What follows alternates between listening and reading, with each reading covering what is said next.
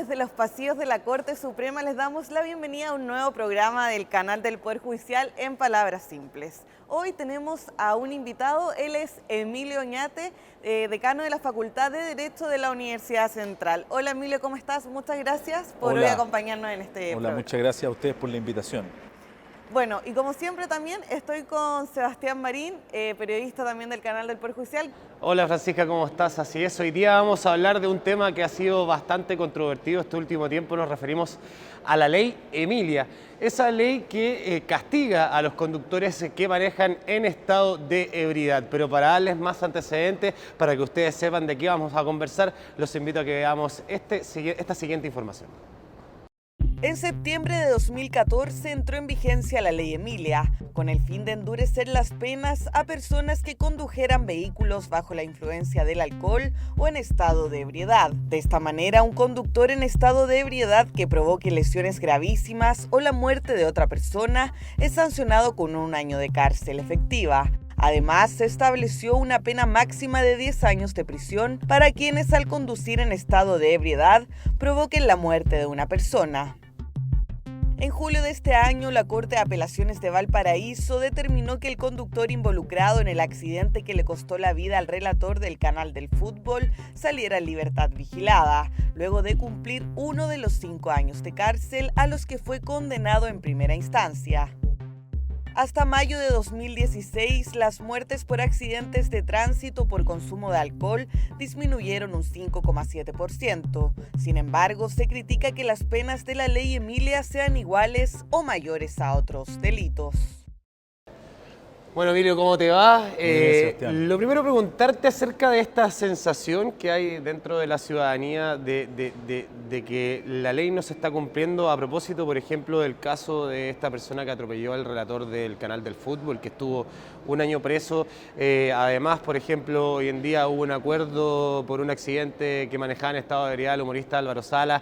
Son ciertas noticias que están ocurriendo y que están llamando la atención de la opinión pública, los que pareciera que están dando una sensación de que los tribunales no están cumpliendo esta ley que fue tan celebrada y que hizo prácticamente un cambio cultural dentro de los chilenos. No sé si tú estás de acuerdo con eso. Claro, y agregar también a esto que además de la ley no están cumpliendo con la condena, porque esta persona que finalmente provocó la muerte de este periodista del canal del fútbol está condenada a 5 años, pero cumplió solo 1.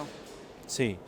Bueno, a ver, yo diría lo siguiente respecto a la ley Emilia. Esta es una legislación que de alguna forma Chile implementa replicando experiencias comparadas. Hay que pensar que países como Canadá, varios países de Europa, tienen legislaciones así de exigentes para prohibir, ¿no?, y sancionar la conducción de vehículos asociada o vinculada a la ingesta de alcohol. Y por lo tanto lo que hace Chile de alguna forma es replicar esa experiencia comparada. Ahora, yo diría que respecto de la pregunta, Sebastián, que tú me haces, que cuál es la sensación ciudadana respecto de que esta ley aparentemente no se está cumpliendo, yo creo que hay 2 cosas que hay que tener en consideración. Primero, nuestra propia cultura de idiosincrasia, ¿no?, como chilenos, como latinoamericanos.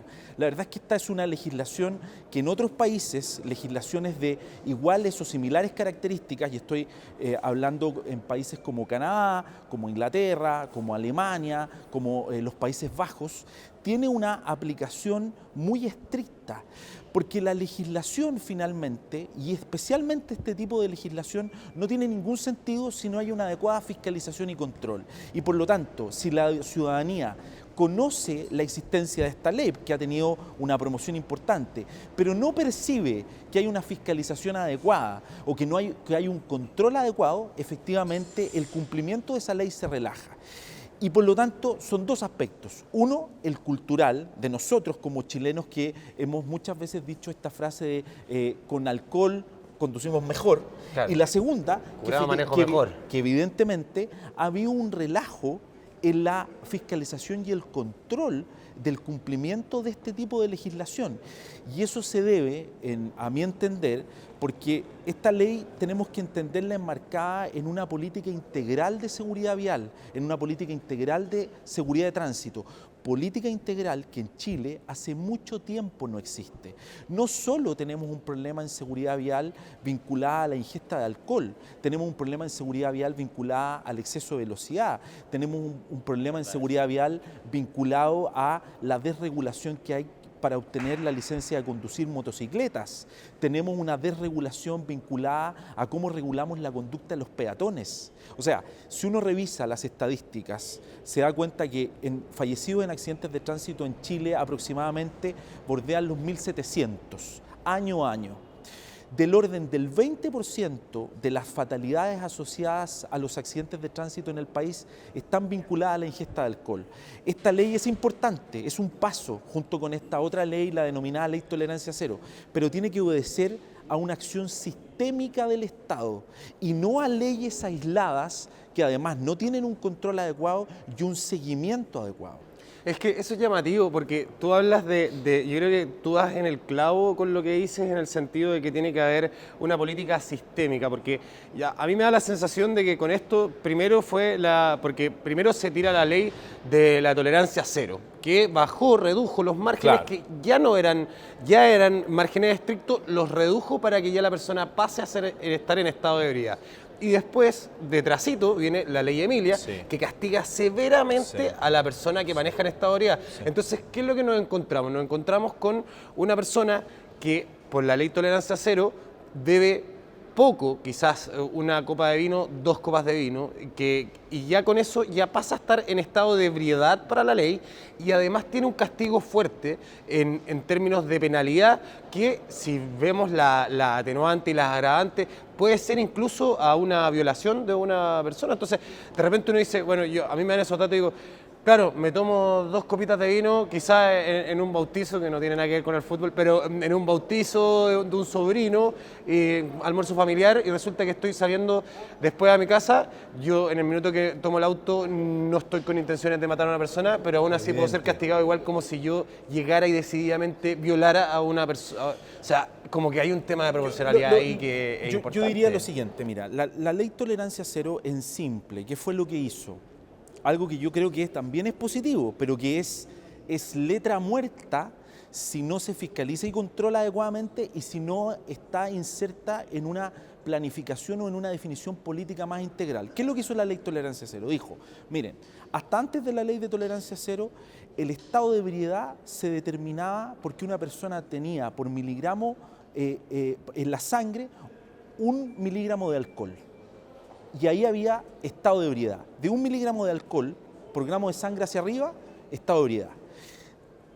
De 0,5 hacia 0,9 miligramos de alcohol por gramo de sangre era bajo la influencia del alcohol. Eso era antes. Lo que hizo la ley de tolerancia cero es decir, ya ahora no es 1 gramo, es 0,8 miligramos por gramo de sangre. Y bajo la influencia del alcohol, 0,3, ya no 0,5. O sea, hizo más estricta la graduación. Claro. Y eso está bien. De hecho, hay muchos países que tienen 0 en la legislación. No pueden tomar ni No pueden, si van a conducir un vehículo. Y eso, mira, si uno lo piensa desde el punto de vista jurídico, cuáles son los bienes jurídicos que están protegidos, la vida, la integridad física de las personas, está muy bien. Pero ¿de qué sirve esa ley si no hay una fiscalización y control adecuado? Y si además tú no dotas a los tribunales de justicia de herramientas suficientes para aplicar esa legislación, ¿no? Entonces, yo diría que ese aspecto, sumado a que tenemos una legislación penal integral que ha sido parchada con el correr de los años. Pensemos una cosa, nuestro Código Penal es de finales del año 1800 y se han ido incorporando al Código Penal nuevas conductas delictivas que antes no existían. No existía, por ejemplo, los delitos informáticos. Por ejemplo, no se regula con la fuerza que uno quisiera delitos como la colusión, ¿no? Y por lo tanto tienen baja gradualidad en la pena.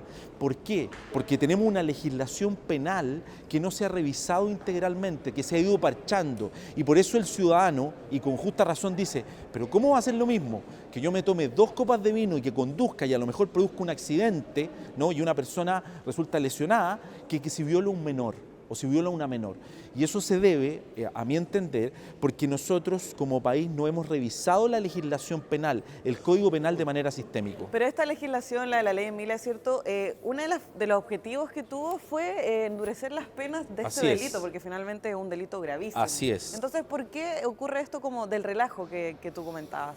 Yo creo que hay una cuestión cultural importante. Creo que la idea de que, de hecho, técnicamente los accidentes de tránsito no se llaman accidentes, se llaman siniestros de tránsito, porque no son un acaso o un imprevisto imposible de resistir. O sea, los siniestros de tránsito ocurren porque se confluyen una serie de factores: ingesta de alcohol, distracción, problemas técnicos de los vehículos, comportamiento humano, infraestructura. Hay varios factores. Latinoamérica en general, y Chile no es la excepción, tiende a ver los accidentes de tránsito como un acaso, como un fortuito. Y eso lo vemos en distintos aspectos de nuestra vida cotidiana, ¿no?